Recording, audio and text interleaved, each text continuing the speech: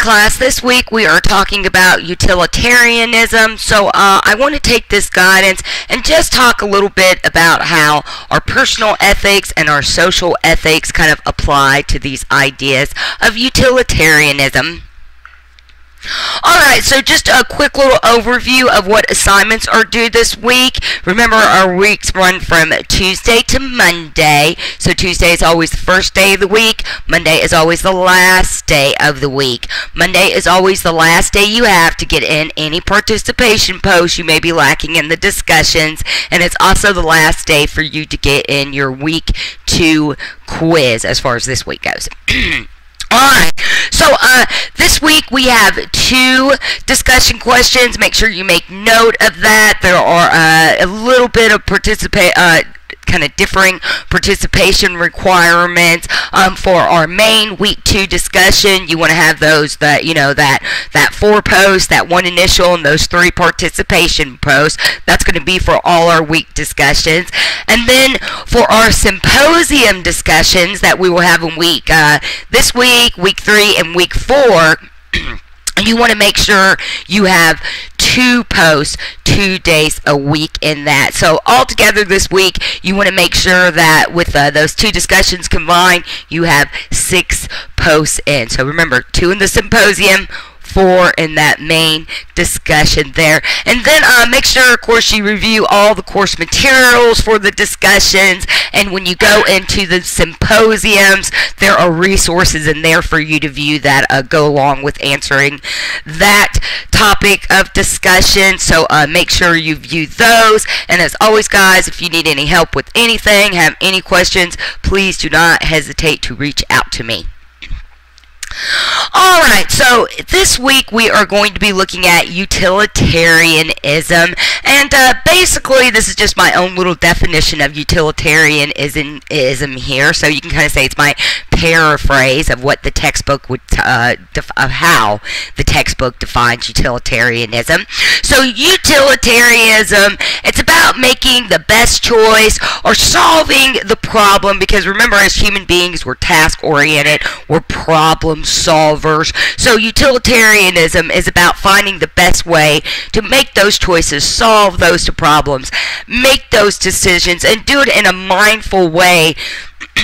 Or excuse me, do it in a way that is mindful of all individuals, and really we can expand it out and just say kind of all life. And we make those decisions, those choices, solve those problems in that mindful way so that we benefit the greater good. So ultimately with utilitarianism, we're really looking at how we engage and treat others, and we're also looking a little bit about just ourselves and our own personal thoughts and behaviors there. So utilitarian, it really challenges our sense of ethic and morals and these ideas of not causing any harm to anybody, and what are these best ways that we can all learn and grow together.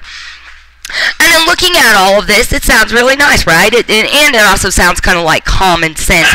Of course, in how we go about living our life, how we engage others, we should always do that in mindful ways, and we should always make sure that we are working towards that greater good for all. However, the problem with utilitarianism lies in that idea of the greater good and just the definition of what is the greater good. If you look at the textbook definition of utilitarianism, it actually is it's more along the lines of saying it's about making the choice that benefits the majority of people. And just in that definition, we already see that there's going to be somebody that's going to be left out, because when we indicate the majority, what does that indicate, guys? That means that there's minorities, there's somebody else or some other groups out there that are not being taken into consideration. And sadly, that has really been the historical real world application of utilitarianism. So you could think of things like slavery, things like segregation, any of those isms we have in society, sexism, racism, just discrimination and stereotypes, classism, the whole idea of in and out groups. These have all kind of come about because of utilitarian and this whole idea of benefiting the greater good. And so with a lot of these historical examples, and like I said, I like to term them as so-called utilitarian acts, because a lot of these negative things that we have seen historically in society, of course the main ones being things like racism, slavery, segregation, those things were kind of touted to the majority, to just the overall population as being a good thing that was benefiting everybody. It didn't matter that this one group of people was enslaved. Their needs did not, here's a way to say it. The needs of the greater community outweighed those people's needs. And so that's really what we're looking at.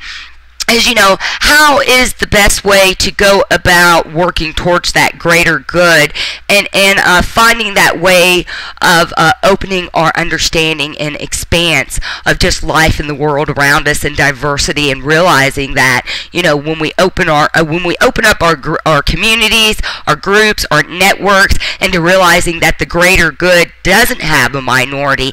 Everybody's ability to learn and grow and make the most positive and productive decisions in life. It's something that kind of affects all of us, and at the same time, it can benefit us or cannot benefit us. And what we really want to do, because we're social creatures as human beings, is we want to, always work towards those goals of benefiting ourselves and society. And so we always want to find those positive and productive ways of doing that. And a good way to start with that is, just like I said, just kind of stepping back and looking at who we define as our groups, our communities, and our networks, and realize that, in order to actually have that greater good, we have to step back and form larger circles of influence in our lives. And we have to have diversity of influence too. So therefore, when it comes down to it, the greater good does mean all people. It's not about, this group of people outweighs the benefits of this group of people. In order for us all to move forward positively and productively in society, we have to view all people as our groups of people. And so, like I said, therefore, in looking at the utilitarian approach, we have to think about, not only how we engage and treat ourselves, as in, looking at our own mind-body connection and how our thoughts dictates our actions and behaviors, and then in turn, how we act and behave towards others. We're actually looking at the application of our ethics. And so we know from week 1 that ethics are not the same as morality, but they definitely affect our morality, or we could say that they play an influence on our morality. So just real quickly, we know that ethics is it's our basic sense of right and wrong, and it's really constructed by our societies and our cultures. Those are the main influences making up our ethical behavior. And then when it comes to our morality, we know that is more kind of that deeper and innate sense of right and wrong that we just kind of, seem to naturally possess. And so then that's why then we have the other side of that, the social morality side of that. And that comes in the form of ethics there.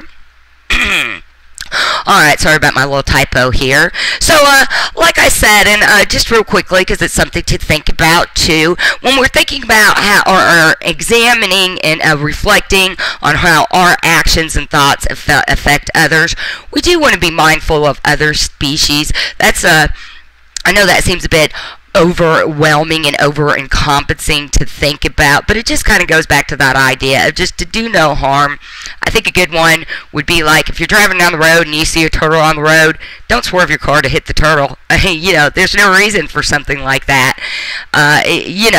It's you're harming that turtle, and you never know what kind of impact that could have on you. But it's just kind of those little basic things of causing no harm to others, really. And maybe I go a little overboard in that. I'll kind of save spiders and stuff in my house if they're not really bothering me or don't scare me. I'm like, all right, buddy, you get to live today. Go outside. The lizards and all the other animals, as long as they're not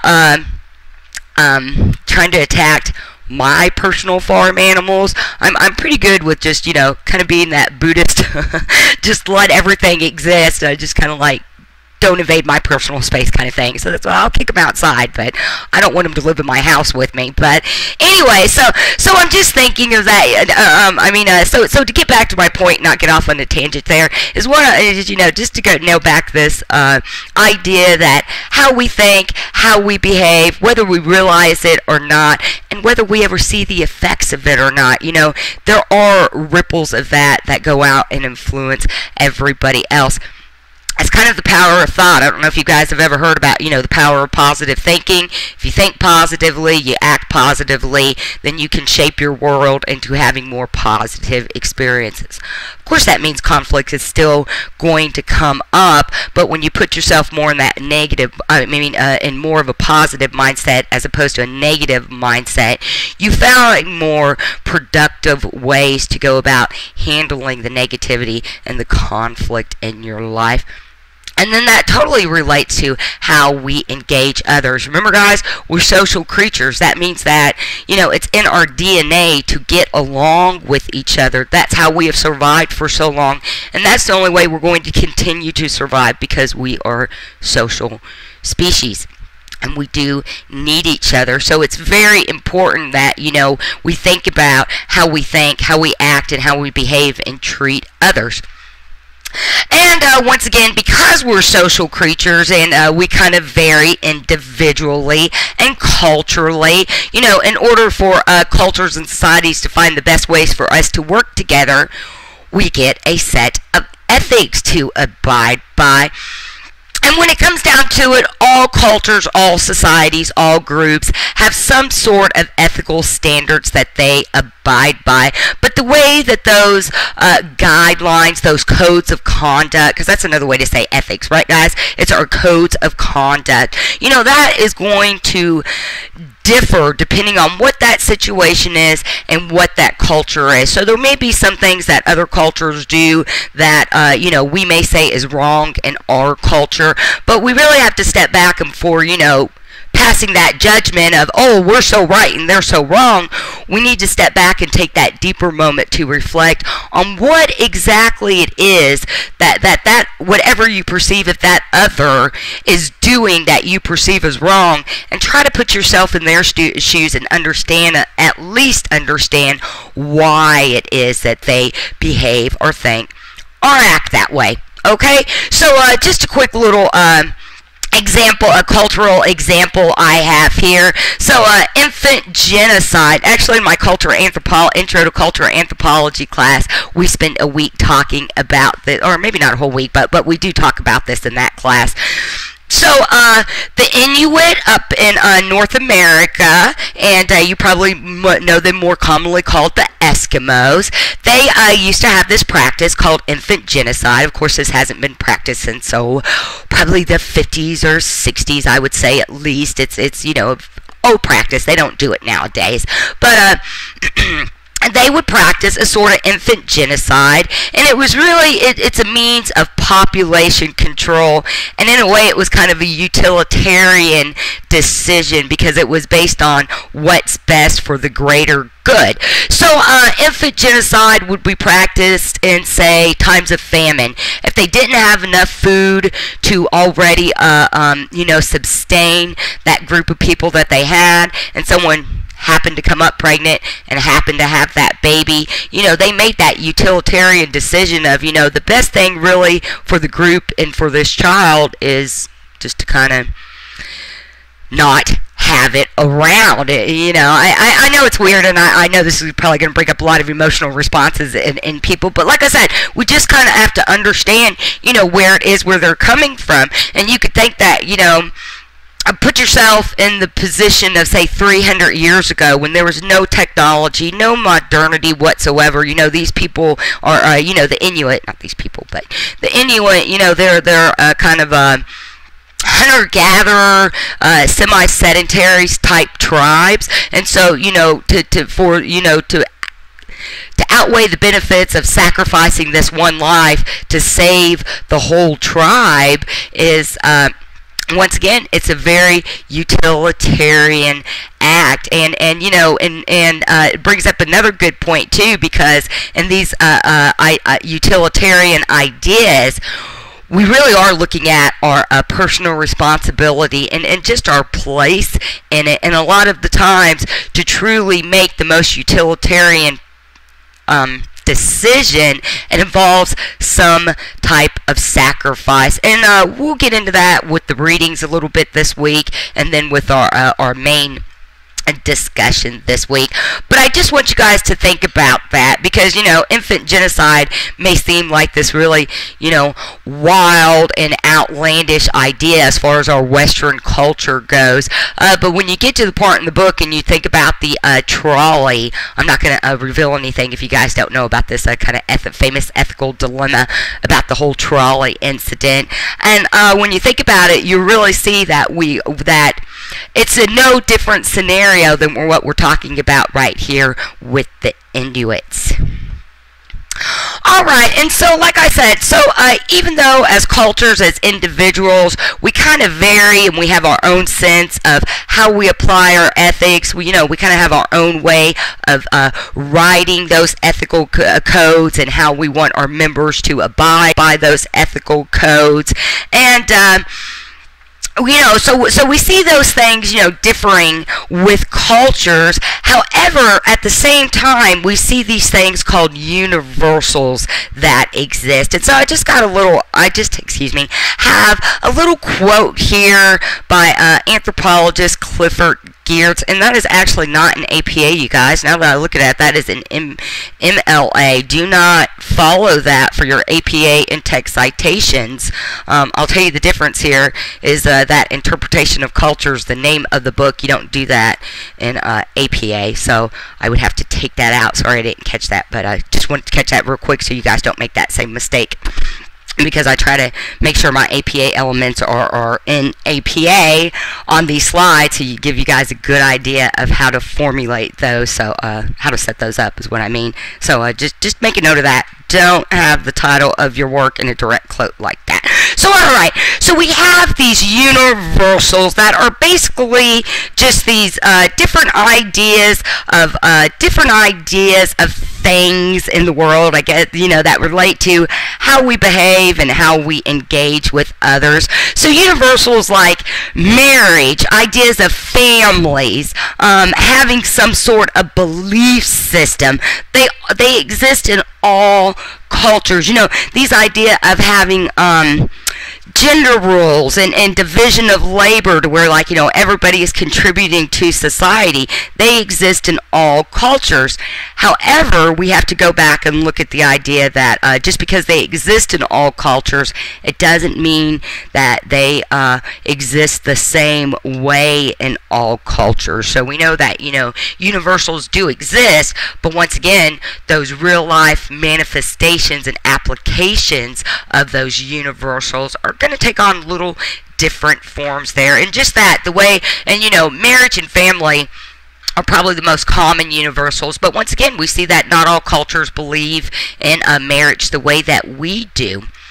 And then we see that not all cultures have the same family structures that we do. You know, in our Western culture, we're unique because we're the ones that came up with the nuclear families, the idea that once the child grows up, they kind of move out, excuse me, and create their own families, whereas in a lot of other cultures, they have more of these ideas of extended families, and so it's kind of more of that I don't want to say it, but I do. It's kind of more like this tribal community type thing, because, you know, you have this extended family, you have this network of people that you can depend on and that are, you know, help helping you. So as I say, they exist, these universals exist in all cultures. They just take on different expressions. That's a good way to say that. And so we want to think a little bit about cultural relativism. And a lot of times when we hear this word relativism, we think that it just means that, oh, everything's great, nobody does anything right, nobody does anything wrong, we just have to accept that what everybody does is just peachy, right? And that's not really what relativism is about. Relativism, if you see something wrong with somebody else or in another culture, put yourself in their shoes. What do you do when someone comes up to you and tells you, you're wrong, everything you do is wrong, and I'm going to tell you how to do it right? Are you going to be open to listening to that person's ideas? No. As human beings, we're naturally going to be defensive and be like, wait a minute, who do you think you are telling me that what I do is wrong? And so that's what it comes down to with these ideas of relativism is, you don't go into another culture and tell them they're wrong. Oh, this is a little off topic, but rather what you would do from an anthropological point of view is you would find the people that want to make those positive changes and encourage them and offer your services to them and let them tell you how best you can help others. But I digress. Really, the whole idea of relativism is just about understanding that we all do things differently, and sometimes in those differences what we think is right and wrong are going to vary with what that other culture thinks is right and wrong. So some of the things that we think we're so right on in our culture, other cultures look at and say, oh no, we don't like that, that's a bad thing. And I'm not just talking about extreme groups, but just kind of mundane things too. So once again, it's just about compassion, respect, and understanding.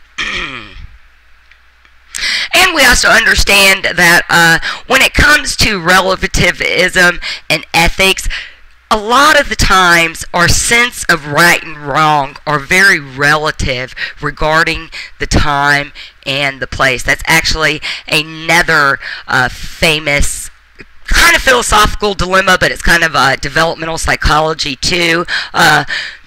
Psychologist, I can't remember his first name, but his last name is Kohlberg. He came up with these stages of moral development, and just showing that as children, kind of from infancy up until about adolescence, our ideas and our views of morality kind of grow and change.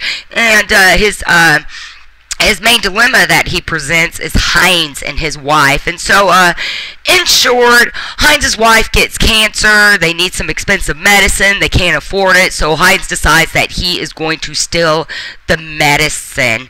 And so we know that stealing is wrong. Yet, once again, we see this kind of utilitarian choice that has to be made. In Heinz's eyes, his greater good involves his wife that he loves and he doesn't want to die. And so that kind of outweighs those the greater good of society saying, hey, you don't steal medicine, you got to buy it from a company. Right, you guys? And so that's what we're talking about here when we look at utilitarianism, these ideas of greater goods, and then applying that to these ideas of universals and cultural relativism. And ethics. I was going to say cultural ethics, and I wasn't wrong with that.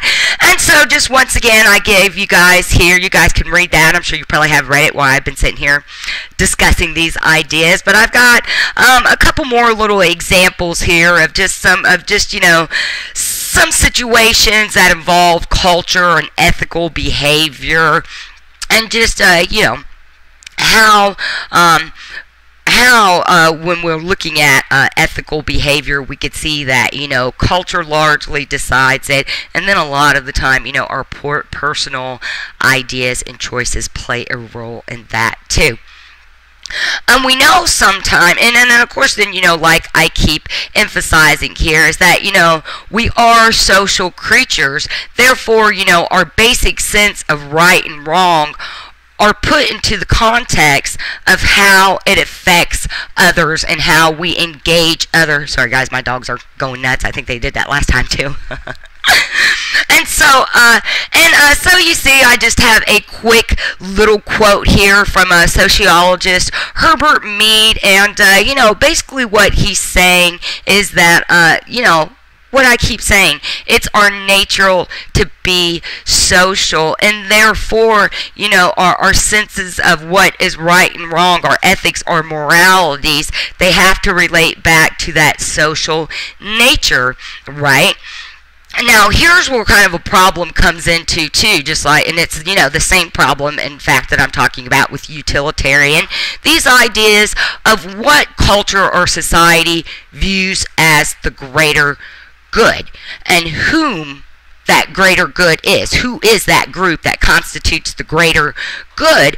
And we see that society is not always ethical right in its treatment of all people, because, in thinking about that greater good, people get excluded. I think a good one that women specifically are facing in quite a few countries at our present moment, or just this idea of still being second class citizens, and in that society they look at that as a utilitarian. It's kind of it's a safety thing. It's more to the benefit of the women, that they are kind of placed at that lower level. And so once again, we just have to look at who we define as the greater good, what we define as the greater good, and how we view our place in that.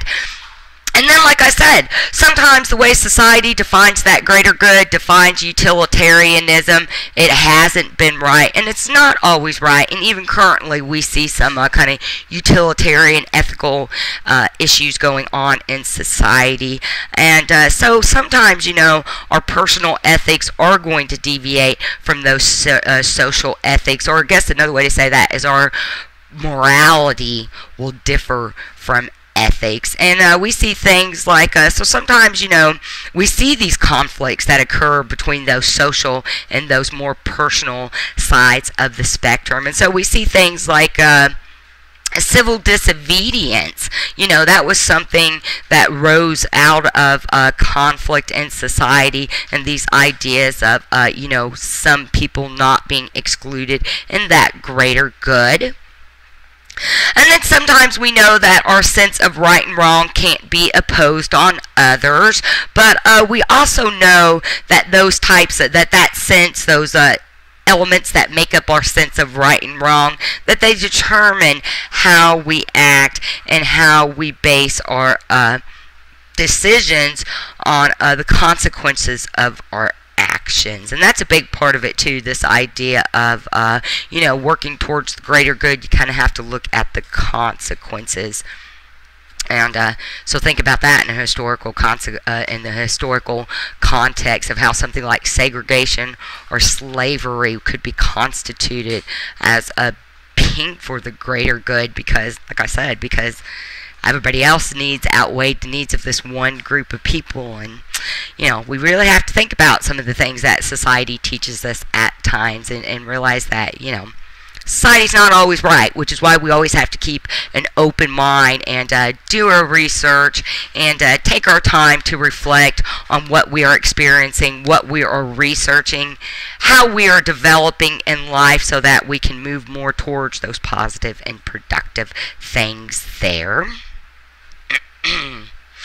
And then in, working towards the greater good, working towards being more positive and productive in our lives, being those positive agents of social change, we also have to realize that we're not always going to get it right. And, as much as we want to be utilitarianism and work towards that greater good, sometimes we're just going to make bad choices. Sometimes we're going to make the wrong choices. And probably most of the time we're going to make mistakes, because that's all part of being human too. It's all part of that learning and growing process. And we learn as much from those positive things as we do from our mistakes and those negative things.